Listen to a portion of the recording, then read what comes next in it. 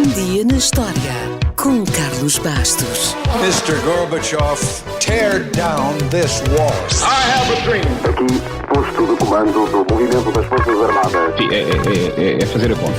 Houston, we have a problem. Yes, we can. And now for something completely different.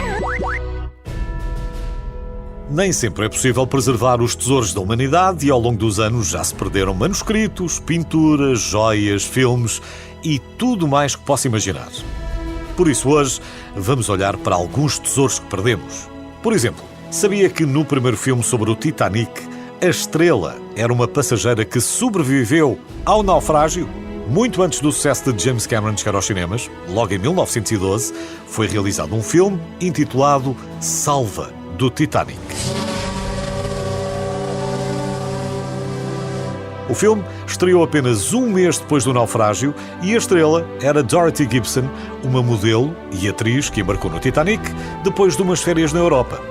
O guião foi escrito por ela e o filme, meio documentário, juntou imagens reais com outras gravadas em estúdio. A atriz, inclusivamente, usou a mesma roupa que tinha vestido na noite do desastre. Salva do Titanic foi um sucesso imediato, numa altura em que não havia televisão, mas 2 anos depois, a única cópia conhecida foi destruída num incêndio no estúdio. Outro filme que desapareceu quase na totalidade foi a história do Gang Kelly, que quando estreou em 1906 era o filme mais longo que o público já tinha visto. Estima-se que a história deste infame fora da lei teria 60 minutos, o que faria dele a primeira longa-metragem do mundo, mas infelizmente só sobreviveram 17 minutos. Muitos mais filmes foram perdidos ao longo dos anos, mas como poucos realizadores são tão estudados como Alfred Hitchcock, vale a pena só dar mais este exemplo.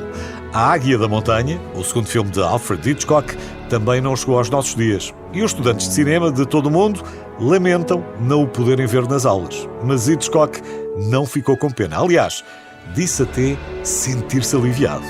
Mas vamos deixar o cinema e vamos voltar ao Titanic.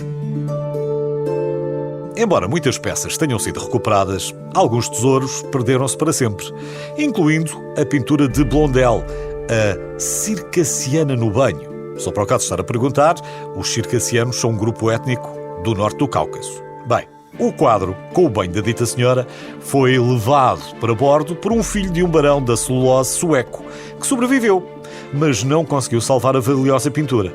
Mais tarde, ele entrou com um processo de $100 mil contra a companhia do Titanic e não sabemos quanto é que recebeu, mas não recebeu o que pediu porque o total de todas as indenizações do Titanic só chegou aos $644 mil.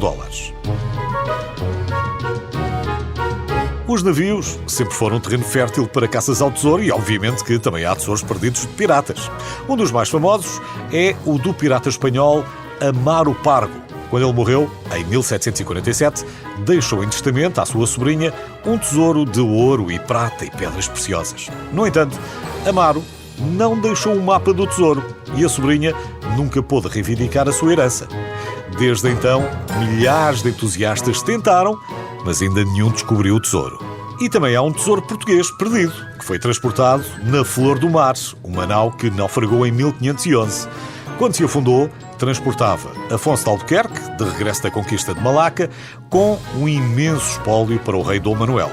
Estima-se que transportava 60 toneladas de ouro e 200 baús de diamantes, esmeraldas, rubis e safiras quando desapareceu durante uma tempestade.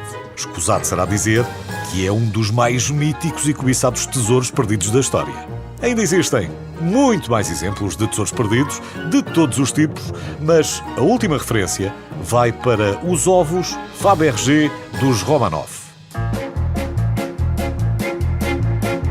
No final do século XIX, oferecer ovos Fabergé tornou-se numa tradição de Páscoa para a família real da Rússia. Os czares Alexandre III e Nicolau II encomendaram 50 desses ovos preciosos.